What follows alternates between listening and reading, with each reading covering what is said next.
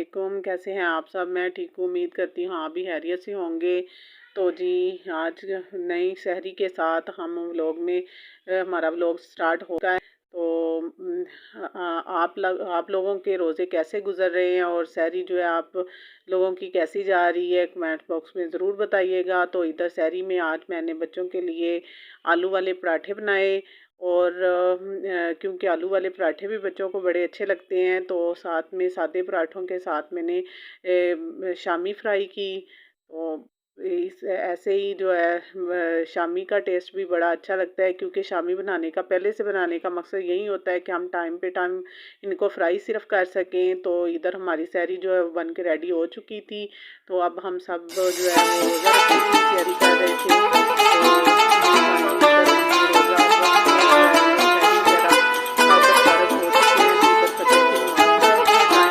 था तो अब हम नमाज़ अदा कर रहे हैं। तो इधर नमाज़ पढ़ने के बाद फिर कुरान पाक की तिलावत वगैरह की, क्योंकि कुरान पाक की तिलावत करने का भी प्रॉपर टाइम यही होता है, फिर सारा दिन जो है वो टाइम नहीं मिलता।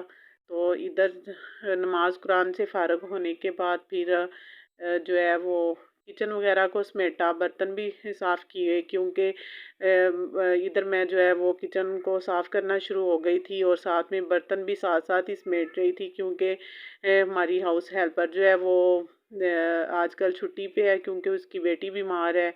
तो इसी रीज़न की वजह से वो रमज़ान के स्टार्टिंग से ही उसकी छुट्टियां चल रही हैं, क्योंकि वो उसको कॉल वगैरह की थी, तो उसका कहना है कि वो अपनी बेटी को लेके हॉस्पिटल गई हुई है। तो अल्लाह ताला उसकी बेटी को भी से तो तंदरुस्ती अता फरमाए, आमीन सुम्मा आमीन। तो इधर हमारे काम वगैरह हो चुके थे, काम करते करते तकरीबन 7 साढ़े 7 का टाइम भी हो चुका था। और फाइनली इधर हमारी जो है सारी सफाई वगैरह घर की हो चुकी है, क्योंकि मेरे हस्बैंड नमाज़ पढ़ने गए हुए थे। A few moments later.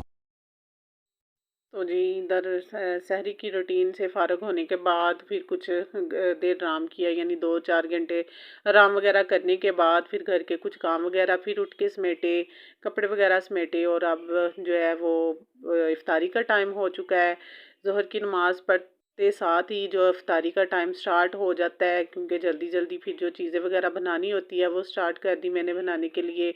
आज इफ्तारी में मैंने ब्रेड के स्टफिंग चिकन चीज़ के स्टफिंग जो है वो समोसे बनाए, तो वो बच्चों को काफ़ी पसंद आए। तो मैं इनकी जो है वो स्टफिंग तैयार कर रही हूँ। इसमें मैंने चिकन कबीज और ग्रीन ऑनियन का इस्तेमाल किया, और साथ में मैंने चीज़ भी डाली, तो ये बड़े अच्छे बन के तैयार हो गए थे। तो इधर मैं जो है ब्रेड के किनारे वगैरह वो लैदा कर रही हूँ, क्योंकि ये ब्रेड के जो कि कॉर्नर होते हैं, ये आप लैदा करने के बाद इनको वेस्ट मत किया करें, क्योंकि इन्हीं का ही ब्रेड क्रम्स जो है वो बन जाता है, बड़ा अच्छा सा बन जाता है। तो मैंने इधर जो है मशीन में ब्रेड क्रम्स बना लिया, और यही मैं इनके साथ इस्तेमाल करूँगी। तो ये काफ़ी जो है लाइट सा होता है बच्चों के लिए, बच्चों को काफ़ी पसंद आया।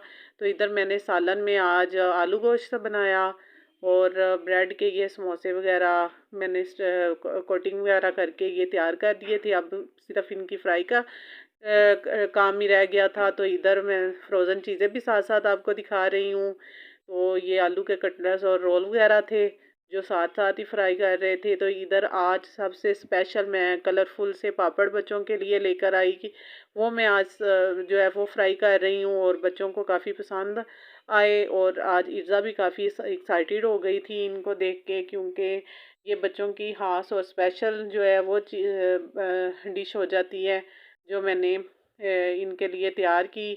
ये काफ़ी अच्छे लग रहे थे, इनके कलर भी काफ़ी अट्रैक्टफुल थे। तो अब इधर जो है बाकी की चीज़ें मैं फ्राई करना शुरू हो गई हूँ।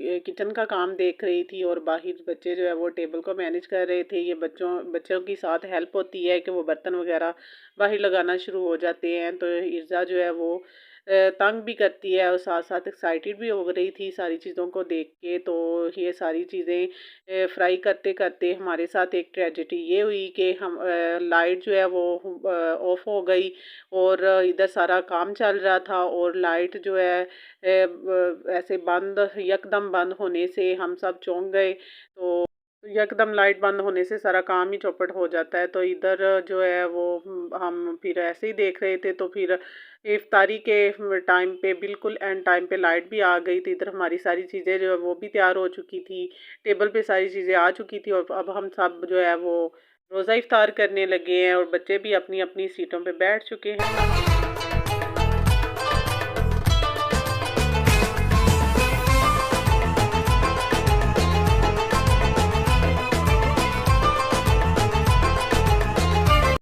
तो जी इधर अफ्तारी के बाद भी किचन की हालत तो देखने लायक हुई होती है, काफ़ी मैस हुआ होता है। तो फिर ये इस टाइम भी इसे समेटना पड़ जाता है, बर्तन वगैरह हो जाते हैं। ये बर्तनों की रूटीन तो रमज़ान में डबल ट्रिपल हो जाती है कि बच्चों को नाश्ता वगैरह भी करवाने के बाद हो जाते हैं और इफ्तारी सहरी में भी हो जाते हैं।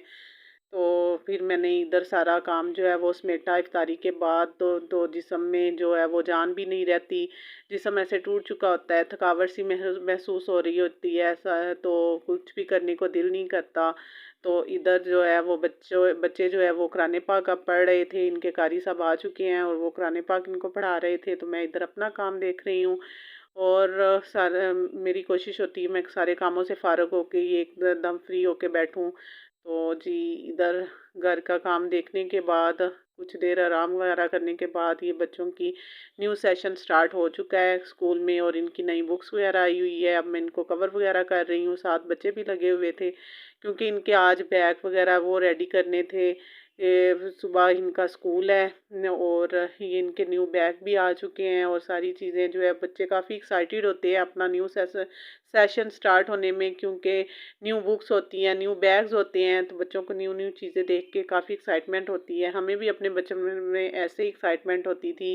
तो जब रिज़ल्ट वगैरह आउट होता था तो उसके बाद जब न्यू सेशन स्टार्ट होता था तो हम भी बड़े एक्साइटेड हुआ करते थे। तो किस किस के बचपन में ऐसा होता है कमेंट्स बॉक्स में ज़रूर बताइएगा। हर एक का बचपन तकरीबन ऐसे ही बच्चों की तरह गुजरा होता है। तो इधर इर्ज़ा जो है वो भी ज़िद में थी कि वो उसे भी बैग लेके दें, तो उसे जो ये बैग दिया। तो अब बच्चों के यूनिफॉर्म वगैरह मैंने रेडी किए। तो ये थी मेरी इफ्तारी के बाद की रूटीन। घर को कैसे देखा, कैसे संभाला, बच्चों की मैनेजमेंट कैसे की। तो ये था मेरा आज का व्लॉग। उम्मीद करती हूँ आपको पसंद आया होगा। अगर पसंद आया तो लाइक शेयर और सब्सक्राइब ज़रूर कीजिएगा। रमज़ान में ज़्यादा से ज़्यादा दुआ में याद रखिएगा। अल्लाह हाफिज़।